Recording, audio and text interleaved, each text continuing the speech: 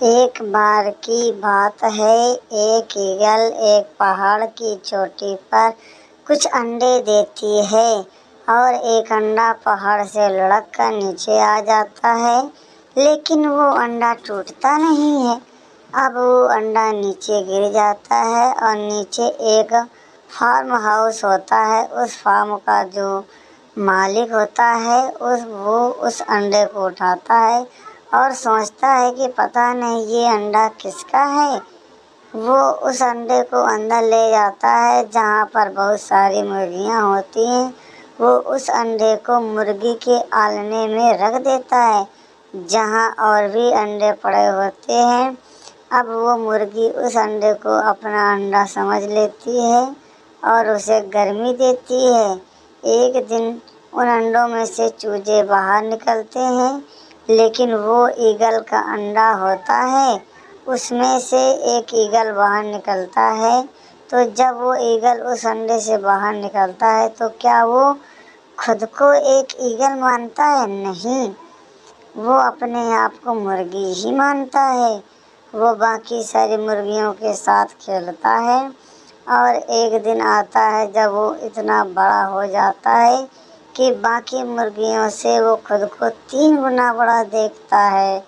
اسے دکھتا تو ہے کہ وہ ان سب سے بڑا ہے، لیکن وہ خود کو ایک مرغی ہی سمجھتا ہے۔ ایک دن وہ سارے کھیل رہے ہوتے ہیں اور تبھی آسمان سے زمین پر ایک پرچھائی دکھتی ہے۔ تو وہ مرغیاں کبھی اوپر آسمان میں نہیں دیکھتی ہیں، ہمیشہ گروپ میں رہتی ہیں۔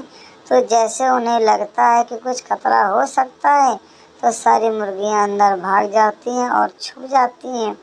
لیکن ایگل آسمان میں دیکھ بھی سکتا ہے اور اوپر اڑ بھی سکتا ہے۔ تو وہ اوپر دیکھتا ہے کہ ایک بہت بڑا پنچھی نیچے اڑ کر آ رہا ہے۔ وہ نیچے اتر کر اسی فارم میں آ رہا ہے۔ تو وہ ایگل کہیں جاتا نہیں ہے۔ اب ایگل کا بچہ دیکھتا ہے کہ ایک باز سامنے اتر کر آیا ہے اور وہ باز اسے بولتا ہے کہ تم یہاں کیا کر رہے ہو؟ تم بھی ایک باز ہو، تم ان مرغیوں کے بیچ کیا کر رہے ہو؟ تب وہ ایگل کا بچہ بولتا ہے کہ میں باز نہیں ہوں، میں تو ایک مرغی ہوں، اس لیے ان کے ساتھ کھیل رہا ہوں۔ تب وہ باز بولتا ہے کہ نہیں، تم اپنے آپ کو دیکھو، اپنے بڑے آکار کو دیکھو، تم مرغیوں سے کتنے بڑے ہو۔ تمہارے پنکھوں میں وہ جان ہے کہ تم آسمان میں اڑ سکتے ہو اور بادلوں کے اوپر بھی اڑ سکتے ہو، تم پہاڑ کی چوٹی پر جا سکتے ہو۔ تو اس ایگل کے بچے کو لگتا ہے یہ باز مجھے بہلا رہا ہے، یہ مجھے اپنے ساتھ لے جائے گا اور کھا جائے گا، اور وہ وہاں سے بھاگ کر اندر چلا جاتا ہے۔ اب ساری مرغیاں اس سے بولتی ہے کہ باہر تو باز آیا ہوا تھا، اس نے تمہیں چونٹ تو نہیں پہنچائی؟ وہ بولتا ہے کہ نہیں، وہ باز مجھے بہلا رہا تھا، پھسلا رہا تھا، بول رہا تھا کہ میں بھی ایک باز ہوں، آسمان میں اڑ سکتا ہوں، کہیں بھی جا سکتا ہوں، وہ مجھے اپنے ساتھ لے جاتا اور کھا جاتا۔ تب ساری مرغیاں بولتی ہیں کہ ہاں، تم نے صحیح کیا ہے۔ اب ذرا سوچیے کہ وہ ایگل کا بچہ کیا سچ میں بچ گیا؟ اس کے اندر وہ قابلیت تھی، وہ طاقت تھی، لیکن ایگل کے بچوں کو ایک مرغی بنا دیا اس کی مانسکتا نے۔ تو دوستو، ہماری زندگی میں بھی بالکل ایسا ہی ہوتا ہے۔ ہمیں لگتا ہے ہم تو کچھ کر ہی نہیں سکتے، ہم کبھی کامیاب ہو ہی نہیں سکتے۔